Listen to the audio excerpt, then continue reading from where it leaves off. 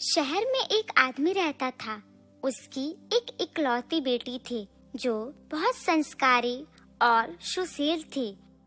एक दिन पिताजी बोले, बेटी, भगवान ने हमें सब कुछ दिया है। मैं आपसे कुछ कहना चाहता हूँ।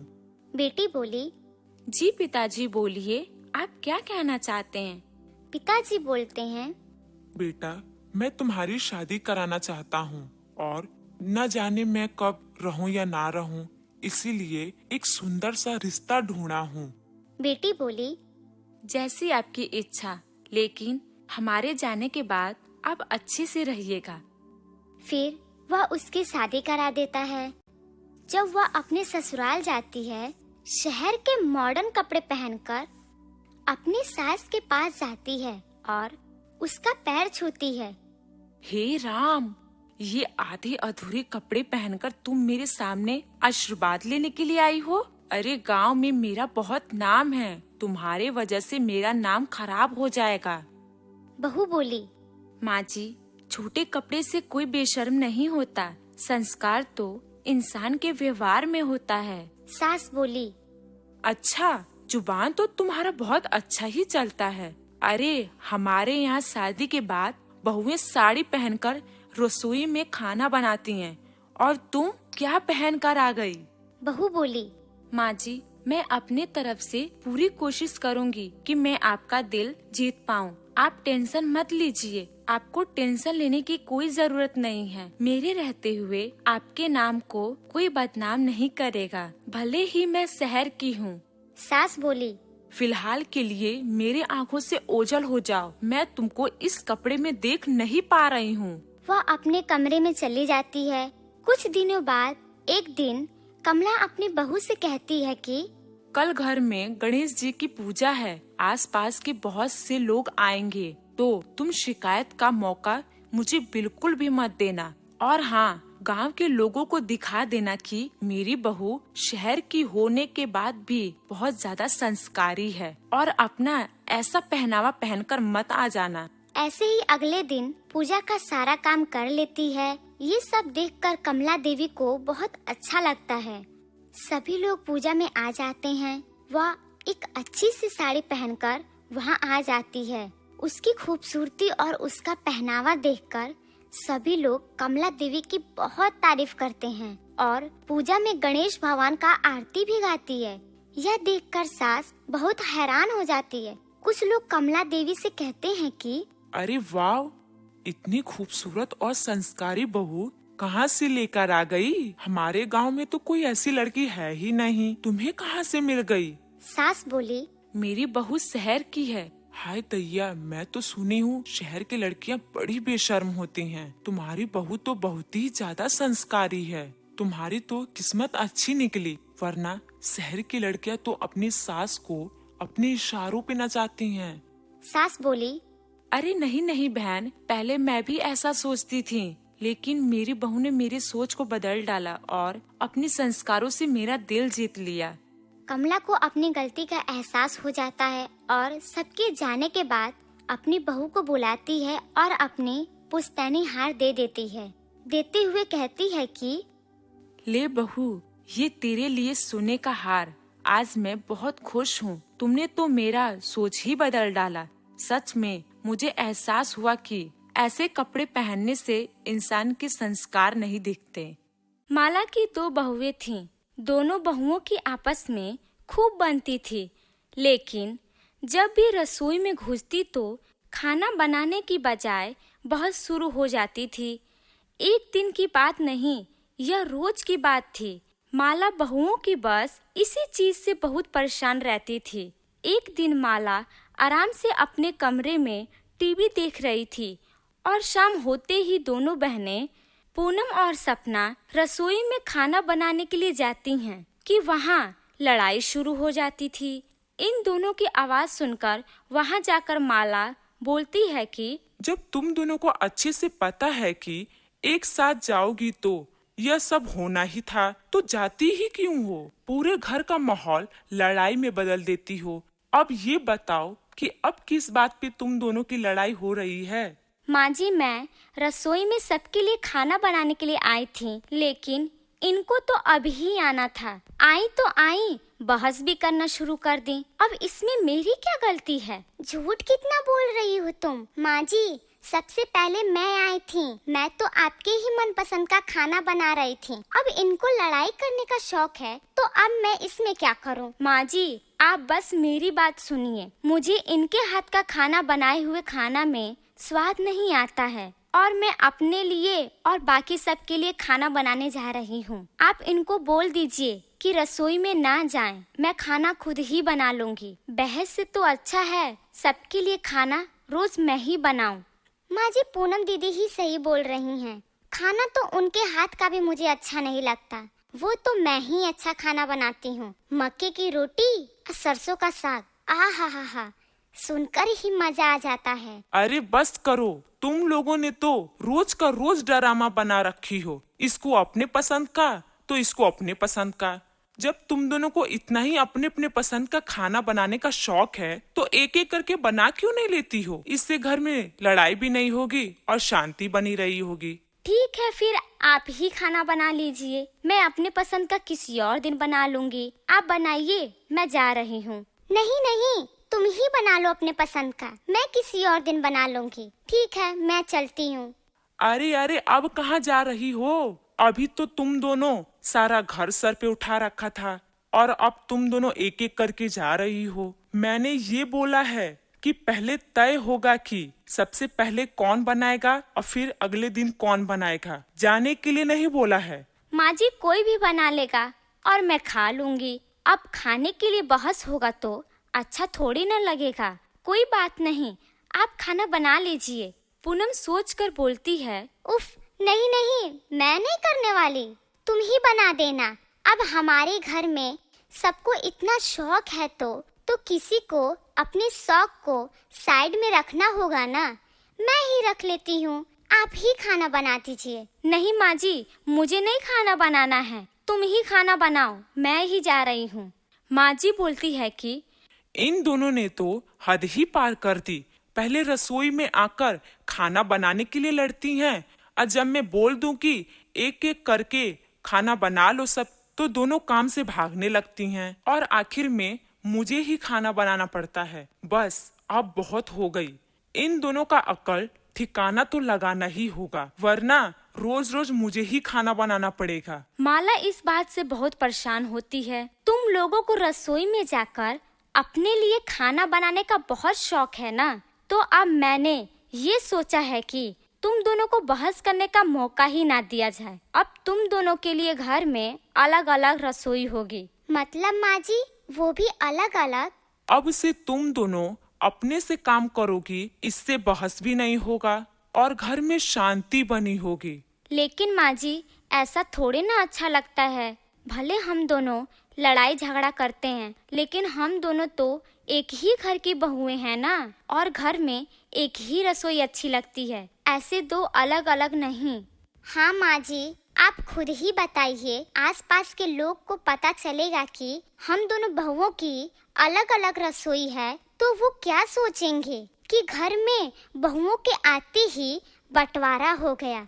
कोई बात नहीं, जिसे जो सोचना है उसे सोचने दो। मुझे तो घर में सिर्फ शांति चाहिए। बड़ी बहू सोचती है कि अब तो बस अपने लिए ही खाना बनाना है, तो बना लूंगी मैं अपने लिए। एक गांव में एक बूढ़ी दादी रहती थी। उनकी 2 पोतियां थीं। दादी माँ ने अपने दोनों पोतियों को पाल पोस के बड़ा किया था। दादी माँ दूसरों के घरों में काम किया करती और उन्हीं पैसों से अपनी दोनों पोतियों का पालन पोषण करती। उसकी दोनों पोतियां बहुत होनहार थीं और इसका फायदा दादी माँ उठाना चाहती थी। एक दिन सुबह दादी माँ अपने दोनों पोतियों से कहती हैं कि अरे मेरी प्यारी पोतियों, उठ जाओ, सुबह हो गई है। एक पोती बोलती है कि दादी सोने दीजिए ना। दादी बोलती हैं, बेटा उठ जाओ, आज आप लोग को काम ढूंढने जाना था ना। पोती बोलती है, नहीं दादी जी, आज मन नहीं कर रहा, कल चले जाएंगे, आज बस सोने दीजिए ना। दादी यह सुनकर अपने दोनों पोतियों को डांटे बगैर वहाँ से अपने कमरे में चली जाती हैं। कुछ समय बाद दादी आवाज देते हुए अपनी पोतियों से कहती हैं कि बच्चों, मैंने खाना बना दिया है और तुम दोनों उठ जाओगे तो समय से खाना खा लेना। पोती बोलती हैं। ठीक है दादी। दादी माँ अपने मालकिन के घर चली जाती हैं और अपने मालकिन से बात करती हैं। मालकिन बोलती हैं कि अरे आज तुम इतना लेट कैसे हो गई? दादी माँ बोलती हैं। अरे मालकिन जी, आप तो जानती ही हैं कि मेरी 2 प्यारी पोतियां हैं, उनको उठाने में देर हो जाती है। उनके खाने पीने का ध्यान मुझे ही रखना पड़ता है। आज तो वो बिल्कुल भी नहीं उठ रही थीं, इसीलिए मुझे आज आने में देर हो गई। मालकिन बोली। दादी माँ, आप मुझसे बड़ी हैं, इसीलिए आप मुझे मालकिन मत कहा करिए। मैंने आपसे यह कितनी बार कहा है। दादी बोलती हैं कि अब शुरू से यही बोलती आई हूँ, इसलिए अब आपका नाम नहीं लिया जाता है। मालकिन बोली। अच्छा, अब मैं चलती हूँ, मुझे बहुत देर हो रही है। आप अपना और मेरे घर का ख्याल रखना। इतना कहकर मालकिन वहाँ से चली जाती है। और दादी माँ घर की सफाई करने लगती हैं। तभी उसे अपने मालकिन का लिपस्टिक दिखाई देता है। वह उसे उठाकर बोलती है कि अरे वाह, यह लिपस्टिक तो कितना सुंदर है। क्यों ना मैं इसे चुरा लूं और अपनी पोतियों को दे दूं। आखिर में वो भी तो लड़कियां हैं, उनका भी मन करता होगा सजने संवरने का। मैं ऐसा करती हूँ कि इसको छुपा लेती हूँ। और वह लिपस्टिक को छुपा लेती है और रसोई घर में चली जाती है। वहाँ कुछ समय खड़े होने के बाद सोचते हुए बोलती है कि नहीं नहीं, मेरी मालकिन को मुझ पे बहुत विश्वास है। उनके इस विश्वास को तोड़ना नहीं चाहती। इतना सोचकर दादी माँ वहाँ से फिर अपने मालकिन के कमरे में चली जाती हैं। उस लिपस्टिक को उसे वहीं पर रख देती हैं। देखते हुए कहती हैं कि जब मालकिन आएंगी तो मैं उनसे मांग लूंगी। और वहाँ से चली जाती है। जब शाम होती है तो मालकिन अपनी एक दोस्त के साथ घर आती हैं। वह दोनों बैठकर बातें करती रहती हैं। तभी वहाँ दादी माँ आ जाती हैं। अपने मालकिन से कहती हैं कि मालकिन, मुझे आपसे एक चीज चाहिए। मालकिन बोलती हैं। हाँ हाँ कहो। दादी माँ बोलती हैं। मालकिन, मुझे आपकी वह लिपस्टिक बहुत अच्छी लगी। अगर आप मुझे मेरी पोतियों के लिए वो लिपस्टिक दे देती तो मुझे बहुत मेहरबानी रहती। मालकिन बोली। अरे कोई बात नहीं, आपको जो चाहिए वो ले लीजिए। तभी वह अपने मालकिन का लिपस्टिक उठा लेती है और वहाँ से चली जाती है। जिसके बाद मालकिन की दोस्त बोलती है, यार, ये कैसी नौकरानी पाल कर रखी है तू? एक नंबर की लालची है। मालकिन बोली। अरे नहीं नहीं, ये बहुत अच्छी हैं। ये तो मेरे पास 10 सालों से काम कर रही हैं और इनकी नियत मेरे घर को लेकर कभी भी खराब नहीं हुई है। सहेली बोली। अरे वाह, तब तो ये बड़ी ईमानदार हैं। तो फिर ये बूढ़े होने के बाद भी काम क्यों कर रही हैं? मालकिन बोली। क्या बताऊं यार, इनके बेटे और बहू को गुजरे काफी समय हो गए हैं और तभी से ये अपने 2 पोतियों का पालन पोषण कर रही हैं। इनकी पोतियाँ कितनी बड़ी हैं? दोनों बड़ी हैं। क्यों ना इनकी पोतियों को हम अपने ऑफिस में काम दिलवा दें? Well idea. इस तरह दोनों बात करके सो जाती हैं। तो दूसरी तरफ दादी जब अपने घर पहुंचती हैं, तो वह अपनी पोतियों से कहती हैं कि बेटा, ये देखो मैंने तुम्हारे लिए क्या ले आया। दोनों देखकर सो जाती हैं। कुछ दिनों के बाद दादी बहुत बीमार पड़ जाती हैं और बोलती हैं कि बच्चों, अब मैं बीमार हो गई हूँ। तुम दोनों बाहर क्यों नहीं जाती काम करने के लिए? अगर तुम लोग बाहर जाती तो मेरा थोड़ा मदद हो जाता। बड़ी पोती बोलती है, दादी, हमें नौकरी कौन देगा? और अभी तो हमारी पूरी पढ़ाई भी नहीं हुई है। दूसरी पोती बोलती है, अरे दादी, आप सही बोल रही हैं। दीदी, हमें दादी की ऐसी अवस्था में उनकी मदद करनी चाहिए। यह सुनकर उसकी बड़ी बहन बोलती है, हाँ दादी जी, अब हम दोनों बाहर जाकर एक अच्छी सी नौकरी ढूंढेंगे और मन लगाकर काम करेंगे। तभी उसकी मालकिन अपनी सहेली के साथ वहाँ आ जाती है। बोलती है, आप लोगों की बातें सुनकर हमने अपने कंपनी में इन लोग को काम देने का फैसला किया है। यह सोचकर दादी माँ बहुत खुश हो जाती हैं।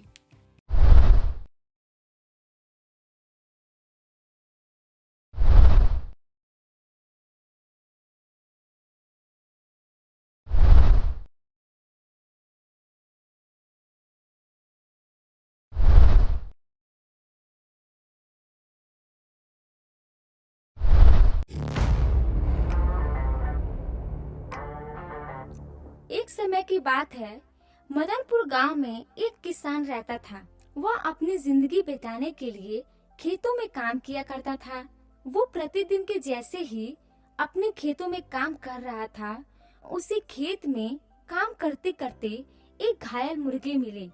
उसके शरीर से खून निकल रहा था। उसे देखकर किसान को दया आ गई। वह मुर्गी को घर ले आया। उसने उसके जख्म को साफ किया और अच्छे तरीके से सेवा की। निरंतर सेवा करने से मुर्गी धीरे धीरे ठीक होने लगी। जब वह ठीक हो गई तो उसने किसान को धन्यवाद दिया और कहा, तुमने मेरे प्राणों को बचाया है, जिसके लिए मैं सदा तुम्हारे आभारी रहूंगी। मैं तुम्हें हर दिन इनाम के रूप में एक सोने का अंडा दूंगी। यह सुनकर किसान खुश हो गया। मुर्गी के कहे अनुसार वे प्रतिदिन प्रातः काल में एक सोने का अंडा दिया करती। किसान उसे बेचकर धन इकट्ठा करता। वे प्रतिदिन मुर्गी के अंडे को ले जाकर पास के शहर में बेच आता। धीरे धीरे किसान के पास बहुत धन ज्यादा इकट्ठा हो गया। फिर एक दिन किसान के मन में लालच आ गया। उसने सोचा, मुझे प्रतिदिन अंडे के लिए इंतजार करना पड़ता है, क्यों ना मैं मुर्गी को पेट को काट कर सभी अंडे निकाल लूं और मुर्गी को रोज रोज खाना भी नहीं देना होगा। दूसरे दिन ही किसान वह सुबह ही उठकर लालच में आकर मुर्गी के पेट पर वार कर दिया। देखते देखते किसान ने चाकू से मुर्गी के पेट को चीर डाला। मुर्गी मर गई, लेकिन मुर्गी के पेट से कुछ भी नहीं निकला। यह देखकर किसान हक्का बक्का रह गया। उसे अपने किए पर बहुत दुख हुआ। दोस्तों, हमें इस कहानी से ये सीख मिलती है कि हमें लालच नहीं करना चाहिए। लालच में आकर हम जो करते हैं उससे लाभ नहीं होता, पर हानि जरूर होता है।